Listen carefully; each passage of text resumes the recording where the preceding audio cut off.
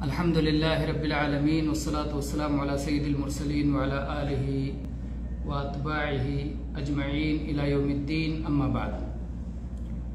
मेरे भाइयों, इस मुलाकात से इस कदर मुझे खुशी हुई है और यकीनन आप सबको भी खुशी हुई होगी।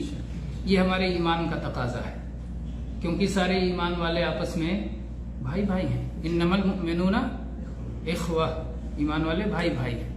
और अल्लाह के नबी सल्लल्लाहु अलैहि वसल्लम ने उसकी मिसाल बताई, मसलुल मुमिनीना फी तवाद्दुहिम व तराहुमिहिम व तआतुफिहिम कमसलिल जसद इज़ा इश्तका मिन्हु उज़ुन तदाअ लहु साइरुल जसद बिस्सहरि वल हुम्मा। ईमान वालों की मिसाल ऐसे है जैसे एक जिस्म कि पांव में कांटा चुभे तो आंसू आंख से निकले, है ना। तो नबी सल्लल्लाहु अलैहि वसल्लम ने फरमाया कि कहीं भी तकलीफ, किसी हिस्से को, बदन के किसी हिस्से को तकलीफ होती है तो पूरा बदन उसे महसूस करता है और बुखार आ जाता है पूरे बदन को, और सबको जाग के रात बितानी पड़ती है, नींद नहीं आती, नींद आंखों से दूर हो जाती है। तो ये आपसी मोहब्बत की मिसाल अल्लाह के नबी सल्लल्लाहु अलैहि वसल्लम ने दी है। तो जाहिर बात है, इसी मोहब्बत का तकाजा है कि जब अपने किसी ईमानी भाई से मुलाकात होती है तो खुशी होती है, और ये खुशी हासिल हुई। इस पर मैं अल्लाह का शुक्रगुजार हूं कि अल्लाह ताला ने मुझे ये मौका नसीब किया। और इसलिए और भी ज्यादा खुशी हुई कि हम लोग उम्मत में वो लोग हैं जो अल्लाह के फजल से दीन के असास को पकड़ करके न सिर्फ खुद उस पर मजबूती से जमने वाले हैं, बल्कि इसी बुनियाद पर चाहते हैं कि पूरी उम्मत आ जाए, है ना। हमारी ये सोच, हमारी ये फिक्र, हम हमेशा इसी का दर्द रखते हैं कि पूरी उम्मत में, और उम्मत में जब कहते हैं तो उम्मत में सब शामिल हैं, मुसलमान गैर मुस्लिम सब, मोहम्मद सल्लल्लाहु अलैहि वसल्लम के आने के बाद सब मोहम्मद सल्लल्लाहु अलैहि वसल्लम की उम्मत है। तो हमारी फिक्र मुसलमानों के लिए भी है, गैर मुस्लिमों के लिए भी है कि सब उस पैदा करने वाले अल्लाह के फरमाबरदार बन जाए, और सब जब मरने के बाद उस अल्लाह के पास लौट के जाना है तो अल्लाह सबसे राजी रहे और अल्लाह की जन्नत के वो मुस्तहिक हों, अल्लाह के अजाब से वो बच सकें। हमारी ये कोशिश है, हमारा ये काम है, हमारा ये दर्द है। यही दर्द रसूलुल्लाह सल्लल्लाहु अलैहि वसल्लम को था, और आपसे पहले अंबियाए किराम को था, और आपके सहाबाए किराम को था। तो इसकी सही जो असास और बुनियाद है वो कहां से शुरू होती है? अशहदु अल्ला इलाहा इल्लल्लाह व अशहदु अन्ना मुहम्मदन अब्दुहु व रसूलुहु। ये उसकी असास और बुनियाद है। ये असास जो हमारे पास है, इस असास को, बुनियाद को बहुत सारे लोग गलत कर देते हैं। उसकी वजह से उनकी सारी चीज गलत हो जाती है। कहते हैं अगर आप इमारत बना रहे हैं, आप में से अल्हम्दुलिल्लाह इस उम्र को पहुंचे हुए अक्सर लोग हैं कि जरूर उन्होंने अपने घर की बुनियाद रखी होगी, इंशाल्लाह कुछ ना कुछ तो बनाया होगा। एक आध हो सकता है ना बनाए हों, लेकिन आमतौर पे इसमें जो लोग हैं, मुझे उम्मीद है कि सब ने कुछ ना कुछ तामीर किया होगा। तामीर में ऐसा हो नहीं सकता कि आपको परवाह ना हो कि चाहे रेत पे बुनियाद खड़ी कर दे बनाने वाला, मुझे परवाह नहीं है। ऐसा करेंगे? आप अपना घर बनाएंगे और कहेंगे रेत पे खड़ी कर दो, दीवार होनी चाहिए बस, और क्या, हमें इससे क्या गरज है कि वो दीवार रेत पर है कि वो दीवार मजबूत है। ऐसा तो कोई नहीं करेगा घर बनाने वाला। हम मजबूत बुनियादों पर अपनी दीवार कायम करना चाहेंगे, और छत मजबूत दीवार पे या मजबूत खंभों और पिल्लर पे कायम करना चाहेंगे। तो वो मजबूत बुनियाद हमारे पास क्या है? कलिमा है। ये असास और बुनियाद है। इसको सही तौर पे हमें समझना चाहिए। अशहदो कह के हमारा कलिमा शुरू होता है। अशहदो का मतलब मैं गवाही देता हूं। अभी मैं आप में से किसी को पकड़ के कहूं कि उधर चौराहे पे झगड़ा हो गया है, आप चलो गवाह बन जाओ। आप कहोगे ना मैंने देखा है, ना मुझे पता नहीं कौन है, किससे झगड़ा किया, कब झगड़ा किया, ऐसे में चल के गवाह बन जाऊंगा। तो गवाह आप किस चीज के बन सकते हैं? जिसको आप जानते हो। गवाह उसी चीज के बनेंगे ना जिस चीज का आपको इल्म है, कि इल्म के बगैर गवाही देने खड़े हो जाएंगे। और गवाह बनना जिम्मेदारी है। जब आप किसी केस में गवाह बनते हैं तो मतलब गवाह बनने के बाद जो कुछ मुझ पर आएगा, मैं इस गवाही से अब हटूंगा नहीं। मैं गवाह हूं इसका। कभी कभी किसी मसले में आदमी सरकारी गवाह बन जाता है ना, कि मैं सरकारी गवाह, ये आदमी सरकारी गवाह है इस केस में, तो सरकार उसे प्रोटेक्शन देती है, उसे हिफाजत, उसकी हिफाजत करती है कि गवाह को कुछ ना हो जाए वरना पूरा केस गड़बड़ हो जाएगा। तो हम कहते हैं हम गवाही देते हैं, उसकी जिम्मेदारी को समझें। जब हम ऐसे नहीं कि हमारे माँ बाप मुसलमान इसलिए हम भी मुसलमान, इस बुनियाद पे हम मुसलमान नहीं होते, सोच समझ के मुसलमान होते हैं। हर शख्स जो मुसलमान है सिर्फ वो कहे कि मेरे माँ बाप मुसलमान इसलिए मैं भी मुसलमान, तो ये नहीं चलेगा। आपको अपना इस्लाम खुद जानना होगा कि मैं मुसलमान हूं, और नया कोई शख्स मुसलमान होना चाहे तो उसको भी यही कलिमा पढ़ के मुसलमान होना पड़ेगा। उसे मानना पड़ेगा, अशहदु, मैं गवाही देता हूं। गवाही देगा तो मुसलमान बनेगा, नहीं गवाही देगा तो नहीं मुसलमान बनेगा। तो गवाही देने के लिए पहली चीज क्या मालूम होना चाहिए कि मैं किस बात की गवाही देने जा रहा हूं। कितने लोग हैं जिन्हें मालूम है? ये दर्द है मुझे और आप सबको कि जो कहता है मैं मुसलमान हूं और जिस इस्लाम की बुनियाद गवाही से शुरू होती है, गवाहों को पता नहीं किस बात की गवाही दे रहे हैं, कैसे गवाह है। तो हमें ये सोचना है, ये दर्द है। इसीलिए हमें उसका इल्म हासिल करना है, जरूरी है। जब एक मसले को हम गवाही दे रहे हैं तो उसका इल्म हमें होना चाहिए कि मैं किस बात की गवाही दे रहा हूं। अशहदु, मैं गवाही दे रहा हूं। न शहदो कह के नहीं हम सब गवाही दे रहे हैं कि वो भी है, वो भी, उससे पूछ लो शायद वो बता दे, ऐसा नहीं चलता। अशहदो कहना रहता है, मैं गवाही दे रहा हूं अपनी जिम्मेदारी पर। कलिमा शहादत में अहले इल्म ने कहा न शहदो नहीं चलेगा, अशहदो कहना पड़ेगा। हम गवाही देने नहीं चलेगा, मैं गवाही दे रहा हूं। हर कोई अपना अपना जवाब दे है। मेरे भाई बहुत बड़ी जिम्मेदारी है, हम इसको आसान ना समझें, बहुत बड़ी जिम्मेदारी है। अशहदु, मैं गवाही दे रहा हूं, यानी मुझे मालूम है, यानी मुझे इस मसले पर यकीन है जो मैं कहने जा रहा हूं, और इसके लिए जो कुछ झेलना पड़ेगा वो झेलने के लिए भी मैं तैयार हूं। वो क्या है? अशहदु अन, इस बात की, ला इलाहा इल्लल्लाह। आप लोग अरब में रहते हैं ना, इसलिए जानते हैं कि जब किसी चीज का आपको इनकार करना होता है तो क्या बोलते हैं? ला ला ला ला। ये हरफे इनकार है, ला। तो हमारा कलिमा इनकार से शुरू होता है। ला इलाहा, कोई नहीं जिसकी इबादत की जाए। ला इलाहा, कोई इबादत के लायक नहीं, कोई सच्चा माबूद नहीं। इनकार कहते थे पहले। कोई ऐसा नहीं जिसके सामने मेरा सर झुके, यही हुआ ना ला इलाहा। कोई ऐसा नहीं जिससे मैं मांगूं, कोई ऐसा नहीं जिसके लिए मैं सजदा करूं, कोई ऐसा नहीं जिसको राजी करने के लिए मैं अपना माल खर्च करूं, कोई ऐसा नहीं जिसके लिए मैं जानवर कुर्बान करूं, कोई ऐसा नहीं है।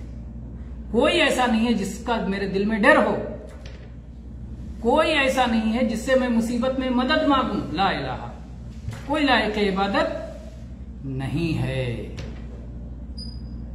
ये पहले इनकार कर देते हैं। पहला इनकार, दिल साफ करो सारी गंदगी की, कोई ऐसा नहीं है। उसके बाद इल्लल्लाह, हां अल्लाह है।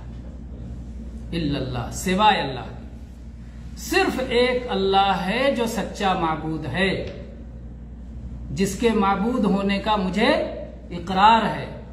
सिर्फ वही जो मेरा पैदा करने वाला, आपका पैदा करने वाला, इस पूरी जमीन और आसमान और कायनात, दरिया पहाड़ सबका पैदा करने वाला है। मुझे सांस लेने के लिए जो हवा देने वाला है, मेरे दिल को जो धड़कन अता करने वाला है, वो अल्लाह जिसने मुझे पैदा किया है, जो मुझे मौत देगा, जो मरने के बाद मुझे दोबारा जिंदा करेगा, वो अल्लाह जिसकी कोई मिसाल नहीं है। लैसा कमिस्लिही शै, जिसके ना बाप दादा, ना माँ दादी नानी, ना बेटे पोते, ना बेटियां पोतियां, अकेला है। लम यलिद वलम यूलद वलम यकुल लहू कुफुवन अहद। वो अल्लाह, सिर्फ वही है जो सच्चा माबूद है और मैं उसी को अपना माबूद मानता हूं। ये मेरे भाइयों तौहीद, इसको क्या कहते हैं? तौहीद। ला इलाहा कहकर हम इनकार करते हैं, उसको क्या कहते हैं? शिर्क का इनकार। और इल्लल्लाह को क्या कहते हैं? तौहीद का इकरार। तो कोई भी बंदा उस वक्त तक मुसलमान नहीं हो सकता जब तक कि वो शिर्क का इनकार ना करे और तौहीद का इकरार ना करे। तो जब तक कोई कलिमा पढ़ने वाला ये नहीं समझता कि वो किस बात का इनकार कर रहा है और किस बात का इकरार कर रहा है, तब तक उसने कलमे को नहीं समझा। दो चीजों का समझना जरूरी है कलमे में, इनकार, इकरार। किस चीज का मुझे इनकार, मैंने इनकार किया, किस चीज का मैंने इकरार किया, और इस इनकार और इकरार पर मैं गवाह हूं, है ना। तो ये है कलमे का पहला हिस्सा। और अल्लाह का शुक्र है कि ये बार बार आप सुनते हैं और बार बार इसको याद दिलाने की जरूरत है, इसलिए कि अक्सर गफलत होती है और एक दुश्मन तो लगा हुआ है इसीलिए ना कि आपको गाफिल करे। जब तक उसको दुश्मन नहीं बना के रखेंगे, वो इसी बुनियाद को खराब करना चाहता है। वो नहीं चाहता है कि आपकी दीवार में कुछ गड़बड़ हो जाए, खिड़की में कुछ गड़बड़ हो जाए, उसको उससे ज्यादा गरज नहीं है, वो भी कर देगा। दुश्मन तो नुकसान पहुंचाना चाहता है, आपको थोड़ा सा भी नुकसान पहुंचा दे तो खुश होता है, लेकिन वो असल बुनियाद पर ज्यादा वो जर्ब लगाना चाहता है कि बुनियाद इसकी अगर बिगड़ गई ना तो चाहे जितनी ऊंची बिल्डिंग खड़ी कर ले, रेत पर बुनियाद है, कभी भी ढह जाएगा, है ना। तो उसके बाद वो छोड़ देता है। बुनियाद गड़बड़ हो गया तो आप कुछ भी करते रहो, उसे कोई परवाह नहीं होती। लेकिन अगर बुनियाद आपकी मजबूत है और फिर इमारत में किसी तरह की कोई कमी है, इमारत में किसी तरह का कोई मसला है, तो वो उतनी बड़ी बात नहीं है। इसीलिए अबू ज़र रज़ी अल्लाह अन्हु की वो हदीस याद करें। अबू ज़र रज़ी अल्लाह अन्हु, अगर गर्मी लग रही हो तो एसी चला दें, एसी का है वो, अगर लग रही हो तो, नहीं लग रही तो कोई मसला। अच्छा। तो मैं ये कह रहा था कि अबू ज़र रज़ी अल्लाह अन्हु की वो हदीस याद करें। नबी करीम सल्लल्लाहु अलैहि वसल्लम ने फरमाया कि जो शख्स इस बात का इकरार करे कि अल्लाह के सिवा कोई इबादत के लायक नहीं है और मोहम्मद सल्लल्लाहु अलैहि वसल्लम अल्लाह के बंदे और रसूल हैं, अल्लाह ताला उसे जन्नत में दाखिल करेगा। अबू ज़र रज़ी अल्लाह अन्हु को बड़ा ताज्जुब हुआ कि इस इकरार पे जन्नत मिल जाएगी। उन्होंने कहा कि अल्लाह के नबी, अगरचे वो जिना करे, अगरचे वो चोरी करे, व इन जना व इन सरब, जिना करे, चोरी करे, तब भी अगर ये इकरार कर लिया तो जन्नत मिलेगी। अल्लाह के नबी सल्लल्लाहु अलैहि वसल्लम ने फरमाया व इन जना व इन सरब, जिना करे, चोरी करे, तब भी अगर तौहीद में खलल नहीं आया तो उसे जन्नत मिलेगी। भले जना चोरी की सजा भुगतने के बाद मिले, लेकिन चूंकि वो अल्लाह के पर ईमान लाया है और अल्लाह की तौहीद को उसने इख्तियार किया है, जिसके लिए अल्लाह ने दुनिया बनाई है, जिसके लिए अल्लाह ने रसूलों को भेजा है, जिसके लिए अल्लाह ने किताबें नाज़िल की, तो उसको अल्लाह जरूर जन्नत देगा। वो अल्लाह का खास बंदा है, वो अल्लाह का वली है, वही तो अल्लाह का वली है जो अल्लाह की तौहीद को मानता है, तो अल्लाह ताला उसे जरूर जन्नत देगा। फिर अबू ज़र रज़ी अल्लाह अन्हु को बड़ी हैरत हुई। फिर उन्होंने कहा कि अल्लाह के नबी सल्लल्लाहु अलैहि वसल्लम, अगरचे वो ज़िना और चोरी करे। आपने दूसरी बार कहा अगरचे वो ज़िना और चोरी करे, तीसरी बार फिर उन्होंने यही बात दोहराई, तो अल्लाह के नबी सल्लल्लाहु अलैहि वसल्लम ने फरमाया व इन जना व इन सरक व इन रग़िमा अनफ़ु अबी ज़र, कि जो शख्स तौहीद का इकरार करने वाला है, वो शख्स अगरचे जिना करे, अगरचे चोरी करे, अगरचे अबू ज़र की नाक मिट्टी में मिल जाए, फिर भी जन्नत में जाएगा। अल्लाह अकबर, कितनी बड़ी फजीलत है इस तौहीद की। लेकिन तौहीद पे कायम रहना आसान नहीं है। बहुत सारे लोग समझते हैं बस हमने अपना नाम फला और फला रख लिया, मुवहिद हो गए। नहीं, नाम मुवहिद रखने से नहीं होगा। चाहे जितनी मुसीबत आ जाए, मुसीबतों ही में तो आजमाइश होती है, चाहे जितनी मुसीबत आ जाए, अल्लाह को छोड़कर किसी और की तरफ ना जाए। लेकिन जब लोग बीमार पड़ते हैं तो क्या कहते हैं, वहां से धागा ले आओ, वहां से पानी ले आओ, वहां से ताबीज ले आओ, वहां से गंडा ले आओ, फलां दरगाह पे चले जाओ, फलां मूर्ति के पास चले जाओ, फलां बाबा से ये ले लो, वहां से वो ले लो। अल्लाह पर तवक्कुल ही नहीं। अल्लाह ताला के अहकाम पे जिस तरह चलना चाहिए, अल्लाह से जो ताल्लुक होना चाहिए, अल्लाह पर जो भरोसा होना चाहिए, अल्लाह से जो लगाव होना चाहिए, वो चीज नहीं है। तो लोग समझते हैं कि तौहीद आसान है। छोटी छोटी चीजों में आजमाइश होती है, छोटी छोटी चीजों में आजमाइश होती है और वहां पर कामयाब। इसीलिए अहले इल्म ने एक नुक्ता बयान किया है सूरह कुल हुवल्लाहु अहद में। कहते हैं अल्लाह ताला ने फरमाया कुल हुवल्लाहु अहद, कहिए वो अल्लाह एक है। अल्लाहु समद, अल्लाह आया था ना पहले, अल्लाहु अहद, अल्लाह एक है। अल्लाहु समद, अल्लाह वो है जो किसी का मोहताज नहीं, जिसके सब मोहताज हैं। असमद का मतलब होता है बेनियाज, बेनियाज यानी गैर मोहताज, यानी अल्लाह किसी का किसी तरह कुछ भी मोहताज नहीं और बाकी सब उसके मोहताज हैं। तो फिर अल्लाह क्यों कहा दोबारा? उलमा ने बयान किया है इसलिए कि इंसान की आजमाइश उसी में होती है जब उसको हाजत पड़े तब वो अल्लाह ही की तरफ देखता है या किसी और दूसरी तरफ देखने लगता है। हाजत जब पड़े, जब जरूरत पड़े, जब परेशान हो, तो उस परेशानी में नबी सल्लल्लाहु अलैहि वसल्लम का क्या मामला था? काना इज़ा हज़बहु अम्रुन फज़िया इलस्सलाह। कोई भी मुसीबत, कोई भी घबराहट, कोई भी परेशानी आती तो आप क्या करते?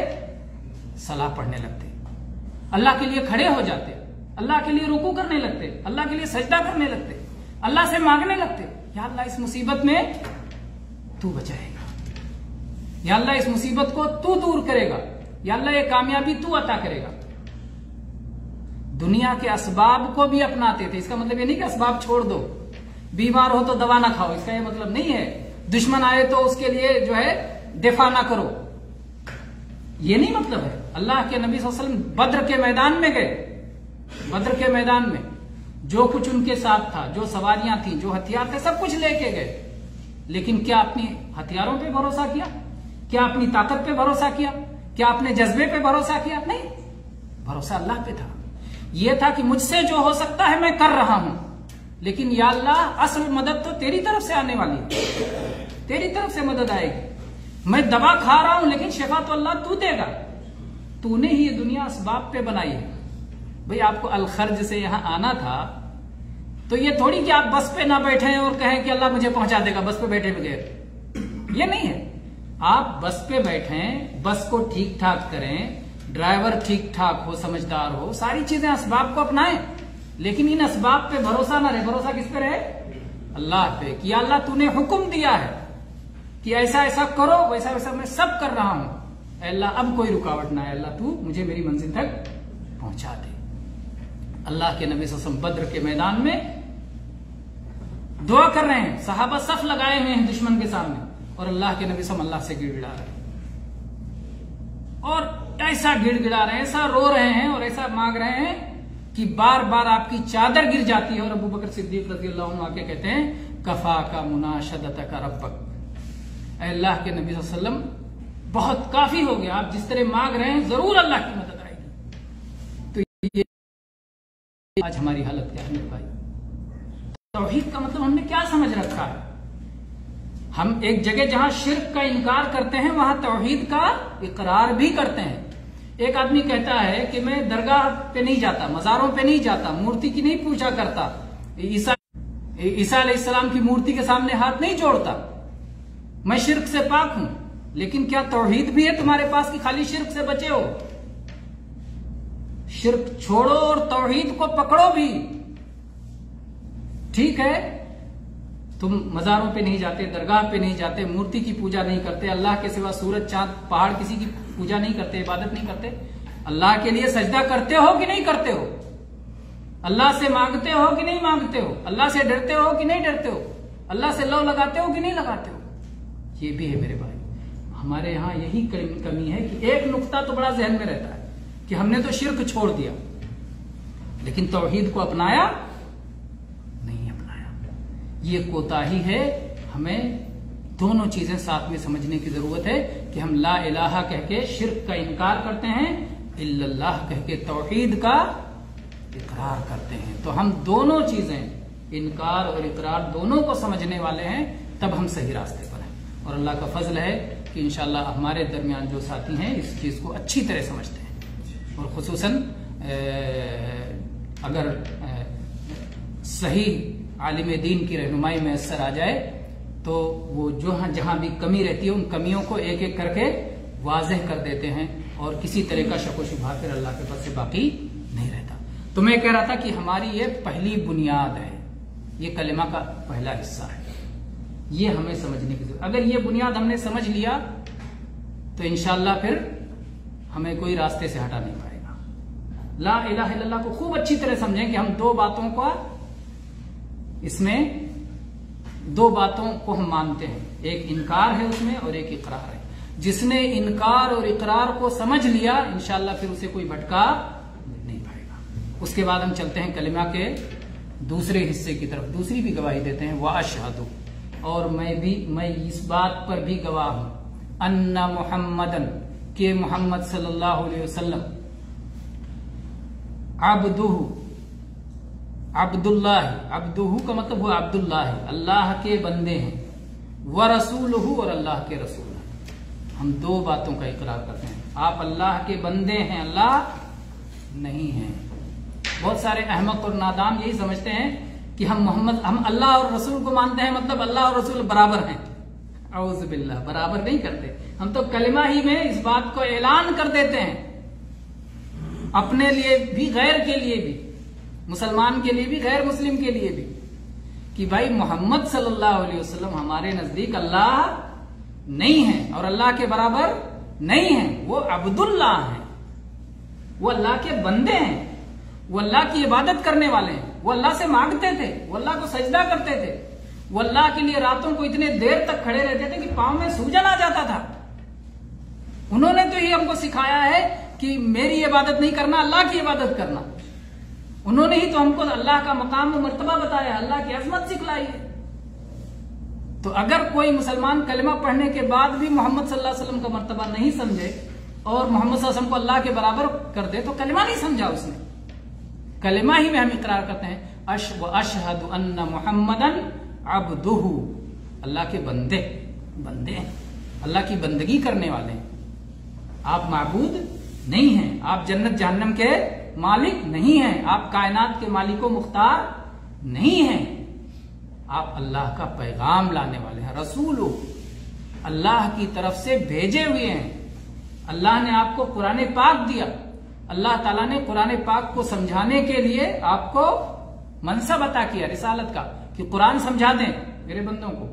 तो कुरान जैसे आपने समझाया वैसे हमें समझना है, मनमानी नहीं समझना है कि कोई आयाज जो है 15वीं सदी में कितने से चल रहा है, 1443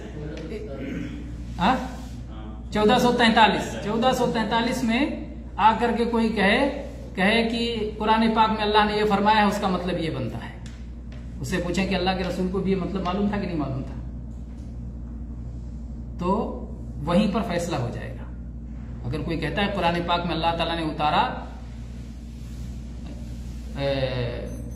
कुल बिफज़लिल्लाहि व बिरहमतिही फबिज़ालिका फलयफ़रहू, अल्लाह के नबी आप कह दीजिए कि अल्लाह के फजल और अल्लाह की रहमत को पाकर मुसलमानों को खुश होना चाहिए। ये कुरान पाक क्या है, कुल बिफज़लिल्लाहि व बिरहमतिही फबिज़ालिका फलयफ़रहू, अल्लाह के फजल और अल्लाह की रहमत को पाकर मुसलमानों को खुश होना चाहिए। ये कुरान पाक की आयत है। अल्लाह के नबी सल्लल्लाहु अलैहि वसल्लम ने इस आयत का मतलब बताया सहाबा को, आयत भी बताई और आयत का मतलब भी बताया। अब कोई आकर कहता है कि इसका मतलब ये होता है कि साल में हम एक दिन कुरान के उतरने की खुशी का दिन मनाएंगे, कि इस दिन कुरान उतरना शुरू हुआ। हम साल में एक दिन मोहम्मद सल्लल्लाहु अलैहि वसल्लम के पैदा होने का दिन मनाएंगे क्योंकि आप इस दिन पैदा हुए थे, क्योंकि अल्लाह ने कहा है अल्लाह के फजल और रहमत पे खुश हो। तो ये तो फजल और रहमत है, कुरान अल्लाह का फजल है, अल्लाह की रहमत है, मोहम्मद सल्लल्लाहु अलैहि वसल्लम अल्लाह का फजल, अल्लाह की रहमत है।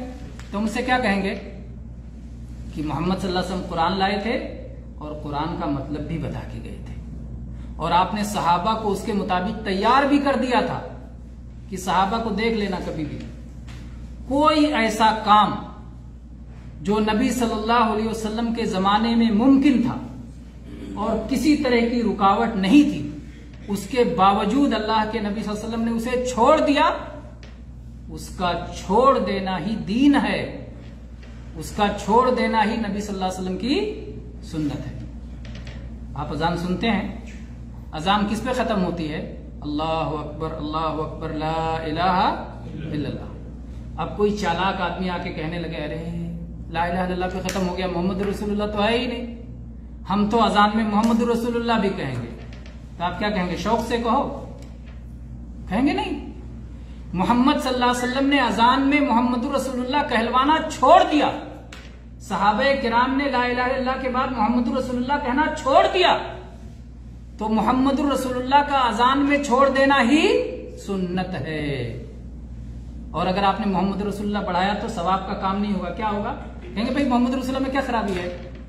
बोलो खराबी यही है कि तुम समझते हो कि तुम अल्लाह के रसूल से ज्यादा जानकार हो गए, तुम सहाबा से ज्यादा बड़े आलिम हो गए, यही खराबी है, सुन्नत की खिलाफ वर्जी है, बिदअत है। तो जब हम कलेमे का इकरार करते हैं वअशहदु अन्ना मुहम्मदन अब्दुहु व रसूलुहु, मैं इस बात की गवाही देता हूं कि मोहम्मद सल्लल्लाहु अलैहि वसल्लम अल्लाह के बंदे हैं, अल्लाह के रसूल हैं, तो उसमें इस बात का इकरार होता है कि मैं मोहम्मद सल्लल्लाहु अलैहि वसल्लम के बताए हुए रास्ते पे चलूंगा, मनमानी नहीं करूंगा।